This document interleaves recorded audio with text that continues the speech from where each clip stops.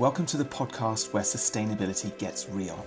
I'm Alan Stenson, I'm your host, and in each episode we uncover the people, ideas and actions driving the journey to net zero. Let's get into it. Welcome back to Emission Possible, the podcast where we talk about everything and anything to do with net zero, sustainability, and the wider ESG format. Today is going to be a slight change in direction, so really focusing in on the utilities side of sustainability. And I think this is an area that a lot of businesses actually end up wasting significant amounts of money, and half the time they don't even necessarily realize that they are. And it's not because they might be doing something dramatically wrong. It can often be because they're not necessarily managing it in the way that they could be, and it's seen as another bill. And this is something we want to challenge. We want to start to get into the detail of what can be done. Sustainability is very much an important aspect across the board. It isn't just environmental, it's commercial, it's social, and it's important that we find those efficiencies throughout, particularly in a world where margins are tight and sustainability expectations are ever increasing.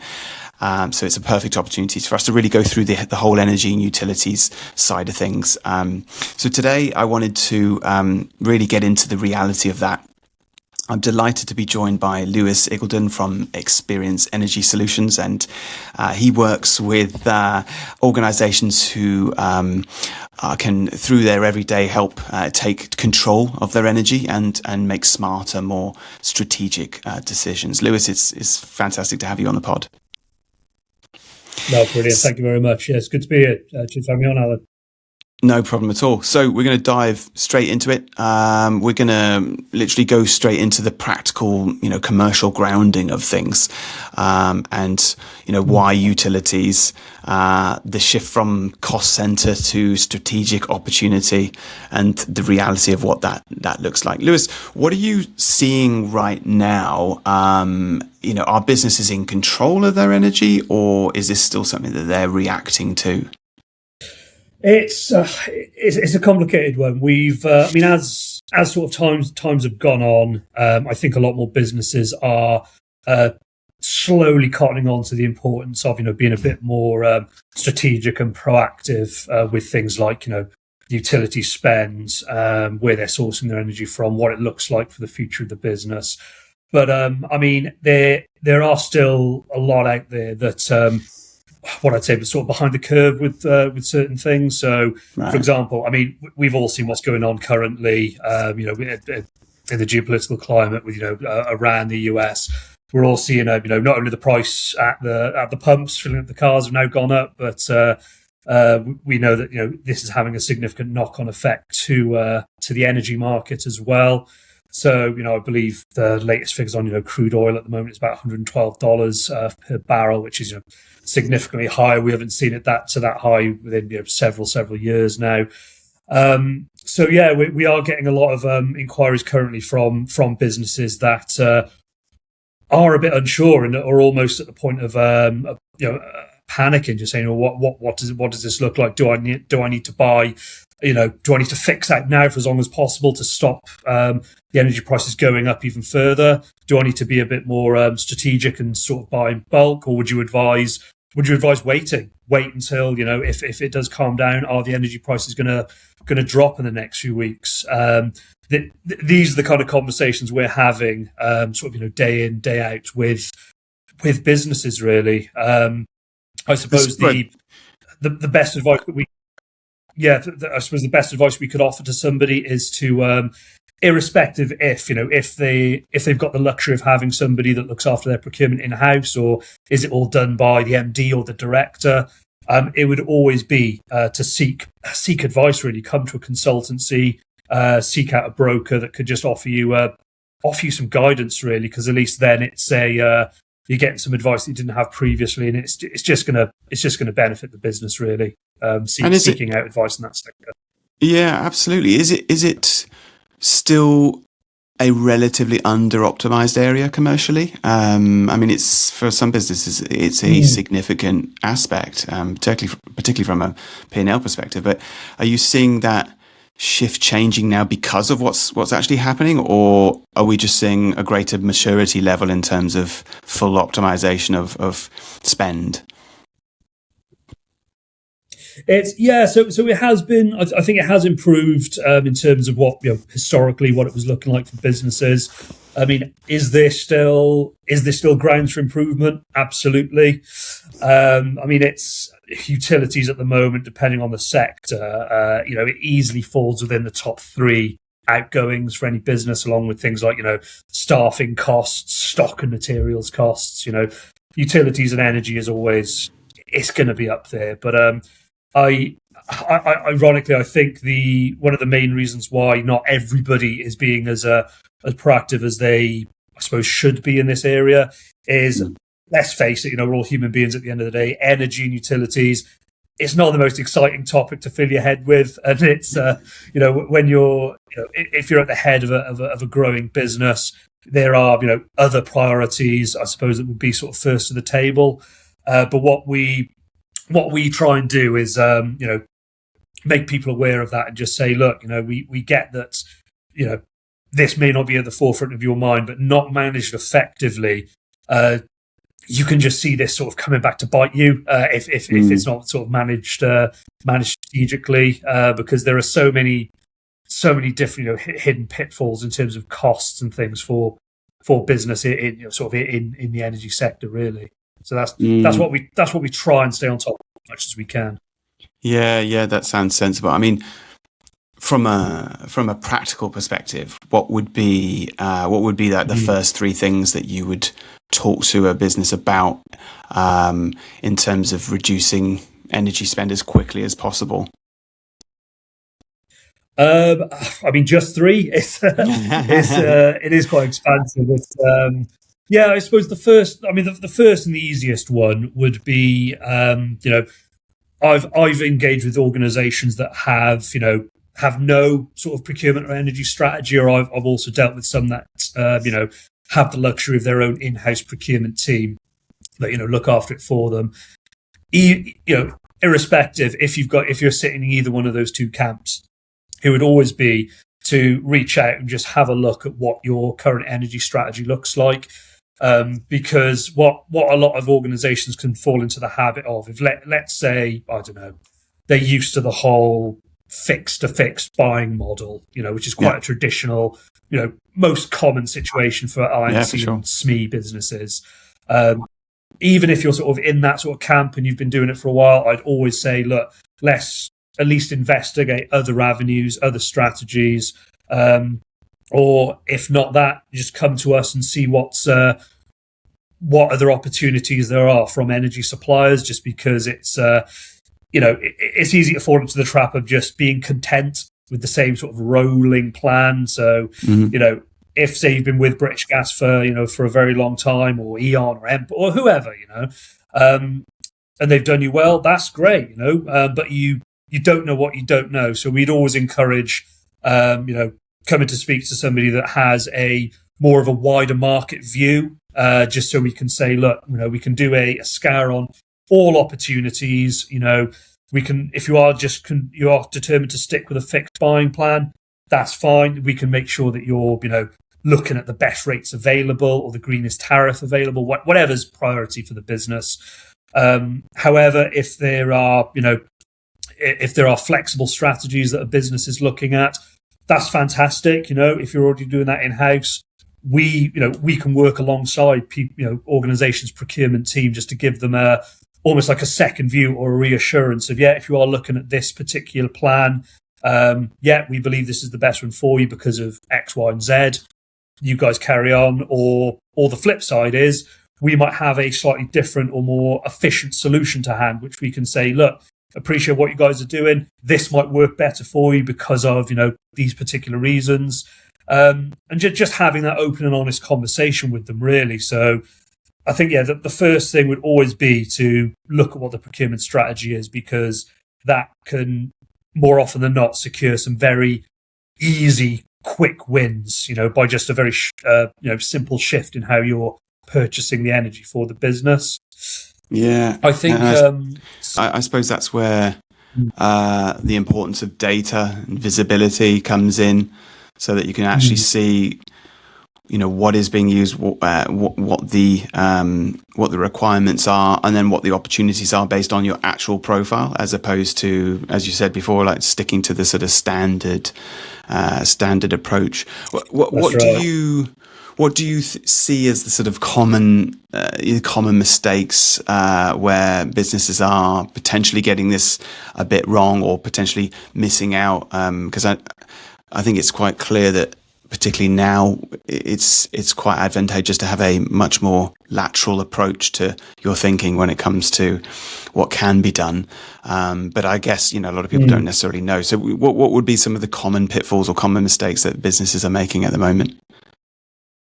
I believe it comes back to your sort of first point around data. Any sort of organization, using energy or utilities in some way or another, if they've got an appetite for cost saving or carbon reduction, or a little bit of both, they, without knowing what the data picture looks like, you're kind of going in blind. So if you've got no benchmark, you don't know where you currently are, and then how you can, mitigate against what you're doing to get to a more favourable place. So one of the things that we always, the first thing that we speak to for any organisation coming to us is, okay, what does your usage look like? What do your usage patterns look like, almost?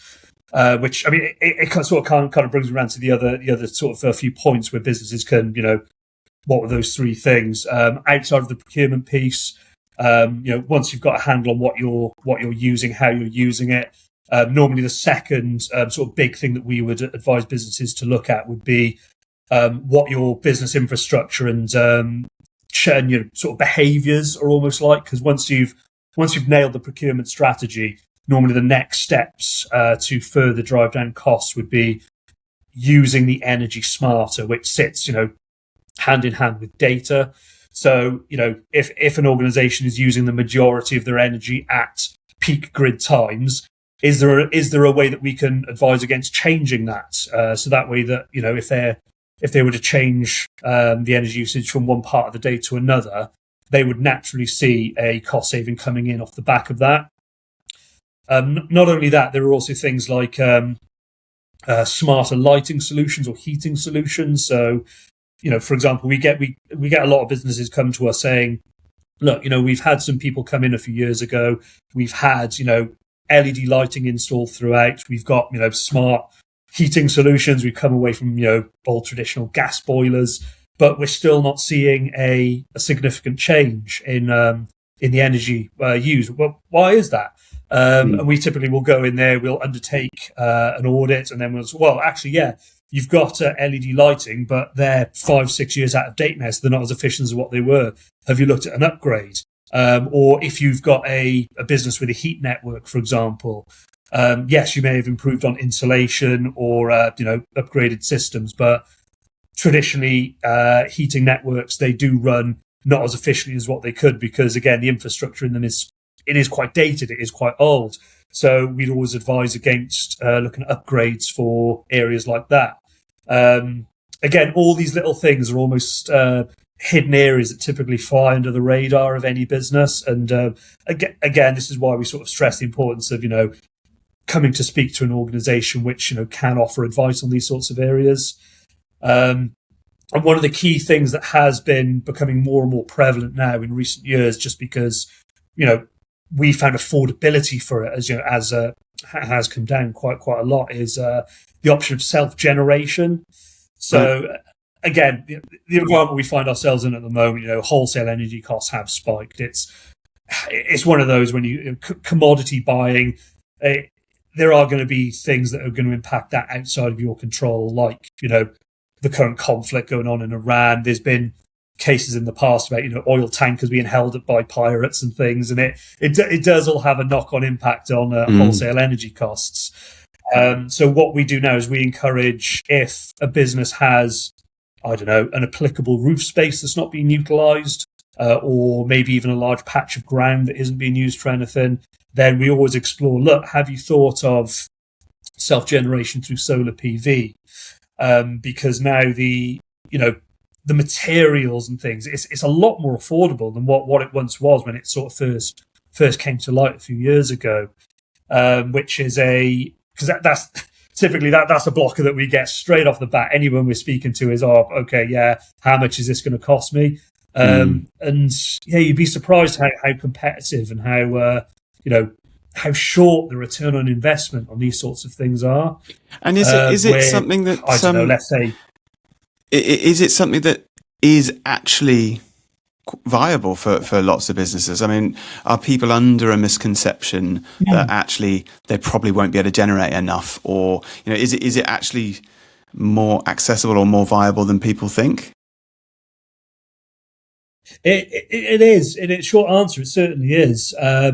Again, with things like cost is normally the sort of the main blocker, because people think, it's going to cost me tens of thousands, if not hundreds of thousands of pounds to have these units in place.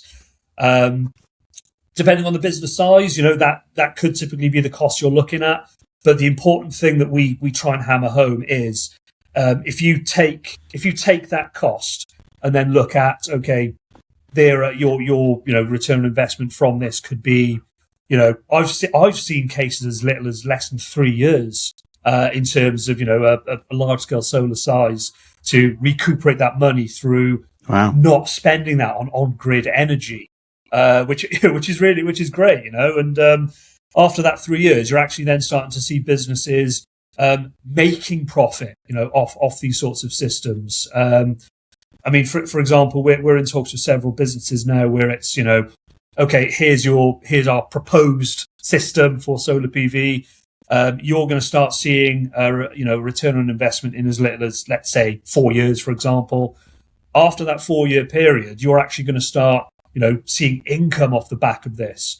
And we give them let's say, over a course of 20 years, depending on the system size, businesses can see, almost a profit off the back of that system into the millions of pounds. Whereas if you take that and take that off what your on-grid energy buying strategy looks like, yeah, the savings speak for themselves, really. And again, when you get to this stage where you're having, situations going on in the world outside of your control, having impacts on your on-grid energy, having that renewable generation, it's great for the business to mitigate against that cost risk, because you can you're using more energy that's been self-generated. Or if a business has appetite for battery storage, you can always take that one step further. Store the energy that's being self-generated and then use it on those expensive times, just to further drive down the cost risk of the business. So those, I'd say those are the three key areas really that we would focus on. I agree, and I think there's a real need for self-sufficiency and improving commercial efficiency, because obviously clearly that's better for the bottom line, and that's part of sustainability, full stop. So it's absolutely something that we should be focusing on. And it's also something that if we can genuinely do this and shift away from fossil fuel, then clearly that's a significant environmental advantage, which is something that we're all aiming to achieve. And I suppose there's a real issue of businesses not necessarily understanding if that's possible for them or appropriate for them. And I think the more accessible it can be, then clearly the adoption levels are going to be significantly higher. And I think a lot of people would actually like, as you just mentioned, let's generate the energy, let's store it so that we're self-sufficient and we know that we're actually fine. It doesn't necessarily matter what happens if the power goes off or the costs go through the roof. We're okay as we are. So I think that's definitely something to be pushing and promoting. That's it. Not only the cost saving side of it as well. We just find, any sort of business on route towards, it might be net zero, it might be becoming carbon neutral. Having these sorts of systems in place, it's such a big step up the sustainability ladder than just saying we we purchase green energy from an on-grid supplier and having REGO certificates to back it up. I'm not saying that's a bad thing. That is a good thing that businesses could be doing. But having that sort of self-gen aspect for it, it's just a massive leg up the ladder as well. And it, not only that, it's for a business owner, it makes your business more desirable as well. Not only to for other organisations to want to do business with you as well, but if you're ever looking at sort of expanding or moving on, or it just makes the business a lot more desirable potential investor, or if you're looking to sell off. So there's so many advantages these days to the self-gen picture. Yeah, totally. I think people don't necessarily realise how much priority is being put upon the future-proofing element of. So when you're looking at a business, you're looking at investing in a business or buying a business, or you want to sell your business. This is the type of thing that people are now looking at more than ever before, because if you don't have environmental policies or processes in place, then that's a business risk, because what's going to be what's that going to cost, what's that going to involve if we need to put that right. But yeah, absolutely future proofing from the running of the business, the power behind the business. If that's not as self-sufficient or as limited to risk as possible, then that clearly is a factor that is going to be taken into consideration. Just also in terms of what people may or may not be aware of. I mean, again, that's partly, I think, why people don't necessarily adopt certain measures, because they perhaps don't even know that that's even an option. But could you maybe explain in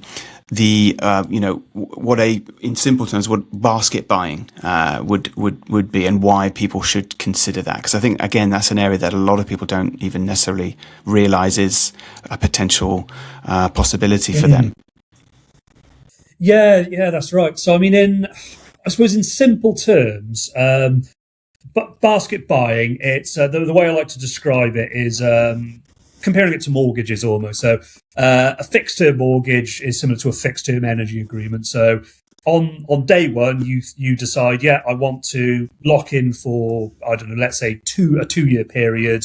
You get one rate that's going to essentially cover you for that entire period. You sign on the dotted line, and then that is what your expenditure is going to be. However, the basket side, it's basically a way of flexible purchasing, which I suppose you could describe almost as like a tracker mortgage. So instead of having one fixed rate and locking it in for that entire period, it's variable depending on how the market shifts. So typically, you will buy. You will buy the energy in sort of in chunks throughout the year, as opposed to one rate for the entire period.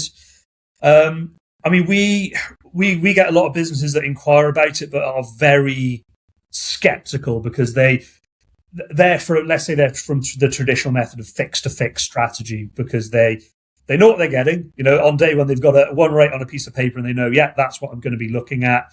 But for if I was a procurement manager in a large energy using business, and just to, follow my gut almost and go, that figure looks sensible, I'm going to hang my hat on that for the next 2, 3, maybe even 4 years, into the future, hoping that rate will stay competitive. That's a lot of responsibility. That's you could even argue that's potentially a bit of a risk, taking a punt on that number. So what we will always say to people is, look, if you're at the if you're suitable for this sort of strategy, because it's not for everybody. If somebody is very, very adverse to risk and they just want to stick with that sort of plan going forwards, okay, that's fine. However, if there is a business which would be suitable for a more flexible based strategy, we do encourage it. We do encourage it, because to a lot of organizations, they believe that if they are happy to take the risk on the chin and go, okay, let's look at a more flexible buying energy throughout the year. Am I even suitable for this? Because traditionally, flexible buying was only really for very, very large energy users with investment-worthy credit status. And normally a lot of businesses undergoing a flexible strategy do often have procurement people in house as well to help manage it. Not everyone has that luxury, so a lot of businesses think they're not eligible for it. Whereas basket buying, it offers all of the benefits of a flexible strategy, but not needing to have the huge, energy expenditure that larger businesses have, or the same level of positive credit. Typically, the way that we do it is basket buying is we will take, let's say, 10 businesses of moderate energy use. We will pull them all together, and then we will take that collective total of energy, and then we will take that to market and buy in increments throughout the year. That way, everybody in that energy pot can benefit from a flexible strategy, without having to, have the same status of a much larger business. Another key pushback we do get off that is, well, that sounds great and all, but what does my energy look? I'm not going to know what my energy looks like from quarter one to quarter four.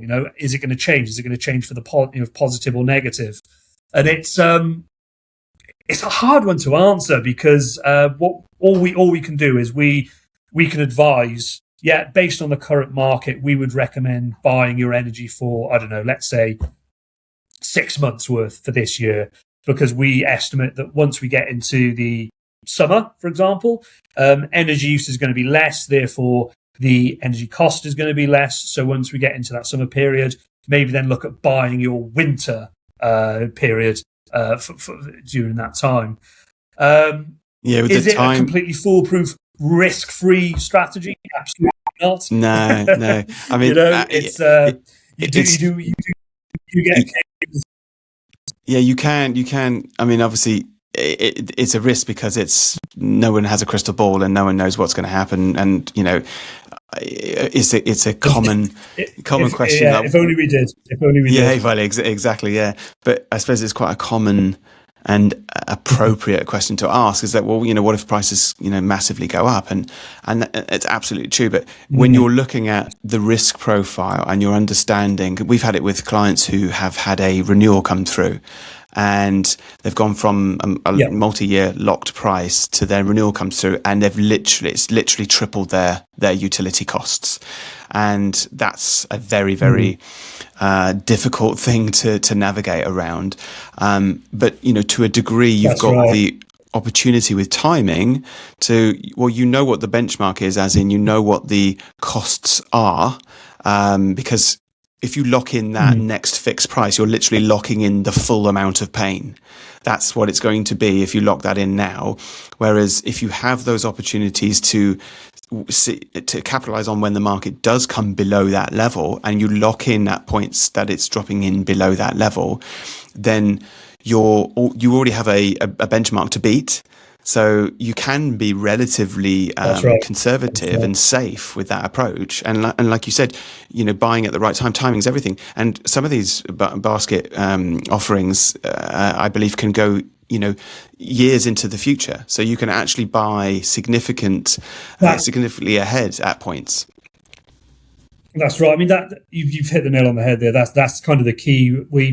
Basket buying or any flexible purchasing, it's a long-term procurement strategy. It's not a quick and dirty fix. Because you could have, if say we've got one client on board where they come into an energy flexible agreement after the first year, if the market has been volatile and they haven't seen the let's say the savings they were initially expecting, they go, oh, it's not working, I want to get out of this, I just want to go back to my strategy.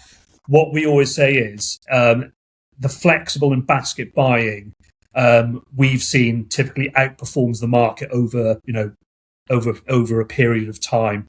I mean, I've seen cases where, for certain clients over a 5-year buying period, should we say, we've seen that outperform the fixed to fixed market strategy we're touching almost 40% in some cases. Wow. So if you look back, that is, it's a significant figure. It's a significant figure. Yeah. Have you got any sort of examples as to, what could be left on the table? Typically, when somebody is looking at that sort of fixed versus flexible approach, what could they be potentially leaving on the table if they did that?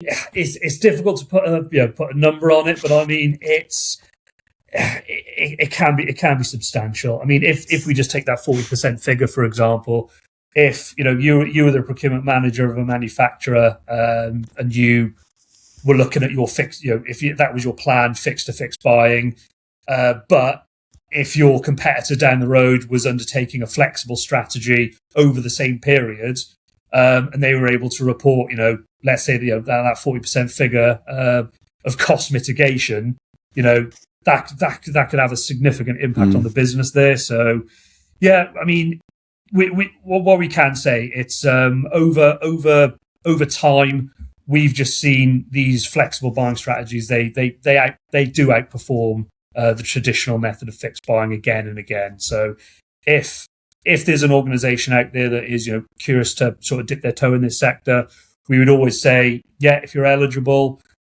come away from it. If your business is able to absorb some element of risk in this area, and you're committed to a long-term plan with an organisation such as ourselves or anybody, for example, any consultancy, the history speaks for itself. You will typically see a better return off the back of that. That's one thing that we can say. Yeah, absolutely. Moving forward, I mean, data-driven energy management and AI and automation and all these phenomenal things that we're starting to see, and the changes that are on the horizon. In your view, what do you think energy management is going to look like in the next sort of 3 to 5 years from now? It's a difficult one. There's so much going on. A lot of, like you mentioned. I mean, a couple of years ago, AI, it was almost like something out of a sci-fi movie. But it's very much there. It is getting better. It is improving. I mean, I see, depending on who you're speaking to, I think in the next few years we may see more automation platforms for sort of SME sized energy businesses. So, I mean, I don't know if you recall, it was a few years ago now, but there was a almost like a digital automatic switching platform in the domestic market for energy renewals. I wouldn't be surprised if we see that coming into play for commercial businesses, whereas it's almost like a digital assistant, like Auto Sergey, for your car insurance, almost something where you've got this platform where when your renewal's coming up, you've got your usage piped into there, something that can almost work alongside a consultancy or a broker to scour the market for you, come up with the best solution for you. Here we go. This is what you're looking at in terms of procurement. Are you happy with this? Click yes. Are your details still the same? Click yes. Bang. You've now renewed. That's I see that becoming maybe more and more prevalent in the market, where it's going to be a lot more efficient, sped up. Which is going to, I see that as a good thing to mitigate against the traditional risk of businesses going on to the dreaded out of contract rates. Whereas if it's something that's left to the curbside or even forgotten about, you see a lot of organisations facing very high out of contract rates. I can see that almost becoming a thing of the past, really. Down to these sort of AI and smarter tools. I mean, in some organisations, you are seeing AI being used already. I mean, for example, things like anybody looking at bill validation. That's something that we do in-house currently, and we do use an AI tool to help with that. You'll always have an individual overseeing it to double check everything, to make sure it's all going through as it should. But we use tools now that can complete up to, I believe it's about 47 checks on one particular invoice.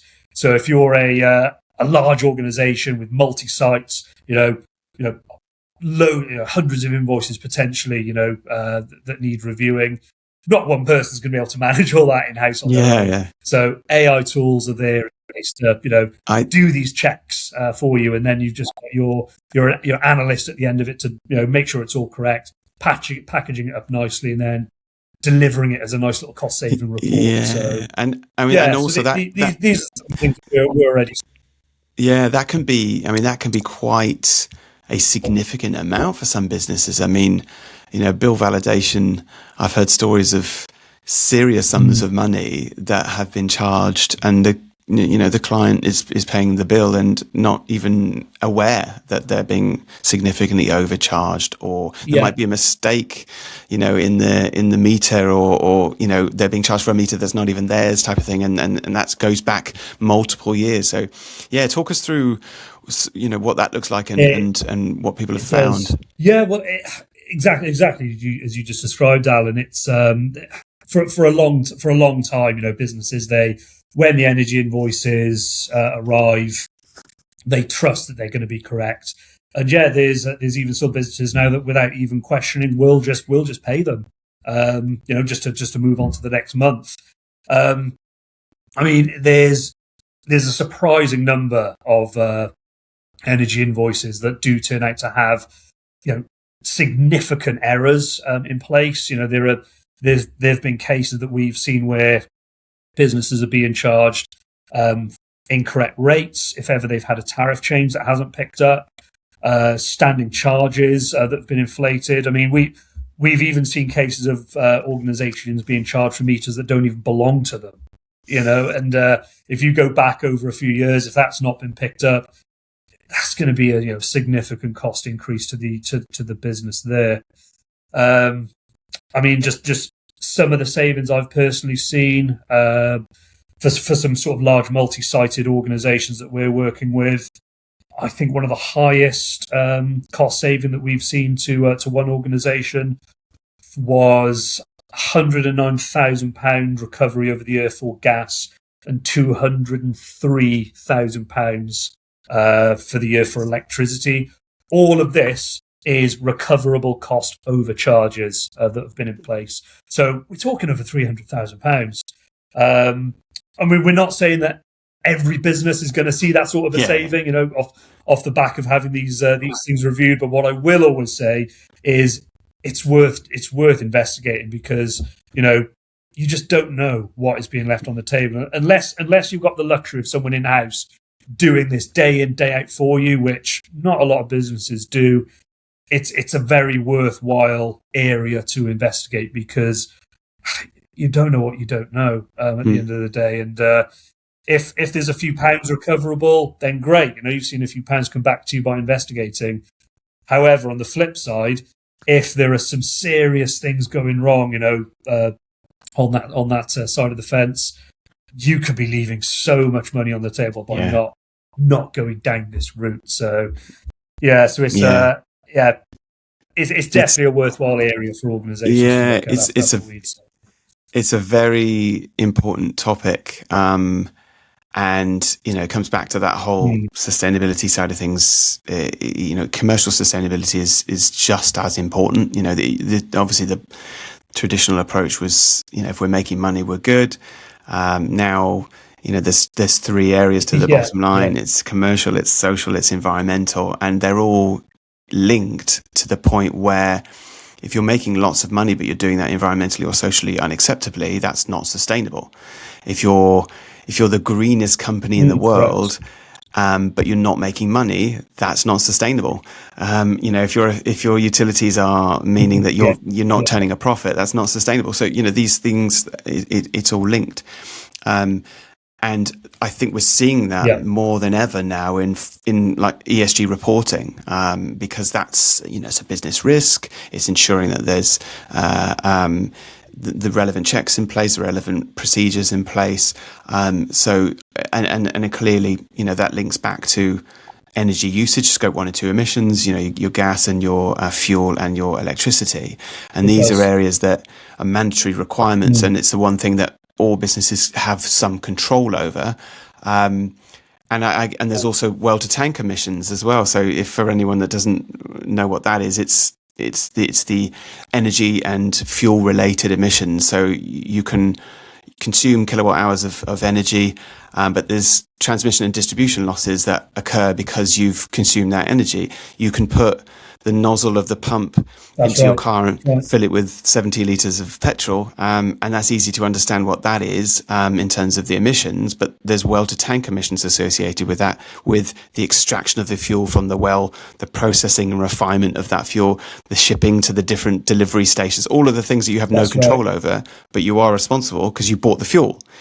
So anything that businesses can do to transition away from traditional methods and fossil fuel related power and energy and fuel is significantly going to reduce their environmental impact. It's going to reduce their emissions and their well to tank. So it's a very, very solid opportunity to decarbonize with something that you can control. That's really, really insightful, Lewis. What, just before we wrap up, I mean, what would be, let me fire a couple of questions at you. What would be, what's one mistake that businesses must avoid? I think the major one that we see most often is leaving it too late, especially around the procurement side of things. Again, it sort of goes back to our sort of earlier talking points about it. You know, it's not something to get excited over. You know, it's energy, it's boring, but you know, people have a lot. You know, business owners have a lot going on. We get it. You know, but yeah, we've seen. You know, we still see it time and time again now, where if somebody's renewal is just on the horizon, we'd always advocate anybody to start looking early and explore what your options are. The very worst thing that you can do is leaving it last minute, risk, you know, drifting onto out of contract rates, because then that causes, you know, just a huge knee-jerk response because you think, I'm now going to be facing, you know, triple the rate than what I was paying last week. I need to make a decision right now to save me, you know, losing any more money unnecessarily. And that's when you're going to get, you know, situations like, you know, maybe you're not going to be faced with the most competitive rates because people, you know, you're going to have organisations coming to you saying, yeah, this is the best that we can offer. Is that really the case? You know, are you making a decision just to, you know, get it nailed straight away and not exploring all options, making sure it's the most competitive offer?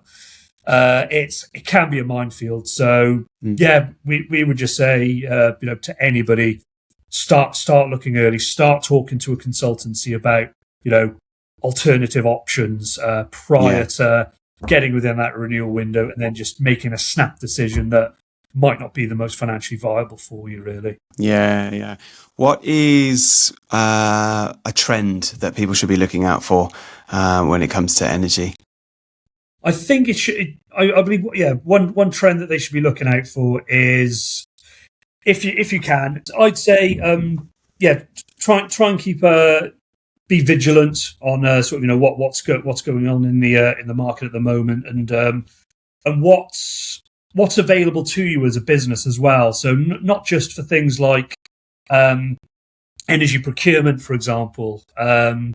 There's, on the renewable side of things, right now, there's a lot more of a push for businesses to become more and more sustainable, to explore alternative, you know, self-generation options.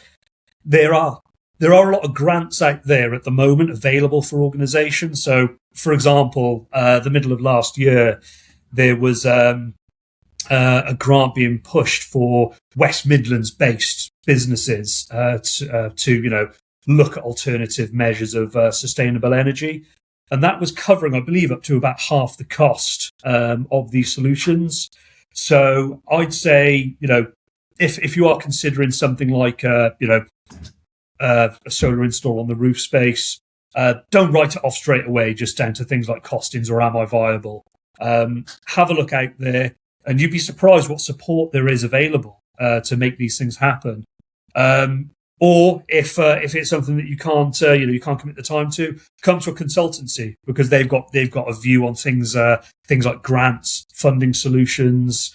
So yeah, that's what I would advise on. Yeah, fab. Yeah, excellent. Yeah, it's an important topic. It's one that is certainly at the forefront of certainly everyone that we're talking to, because energy and fuel is a significant part of their footprint. It's something that they can control. It's in their scope 1 and 2, which is the most accessible aspect of their footprint. So, but it's also one that I think is misunderstood, and one that people are potentially missing opportunity simply because perhaps they don't know about what's available to them, or, as you said, maybe already consider that it's not suitable for them when actually it could well be.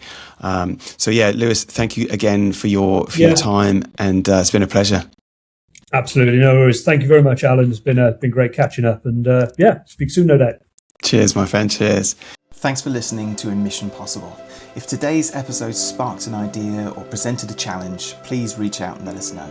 Subscribe, share, and stay tuned, because net zero is absolutely possible.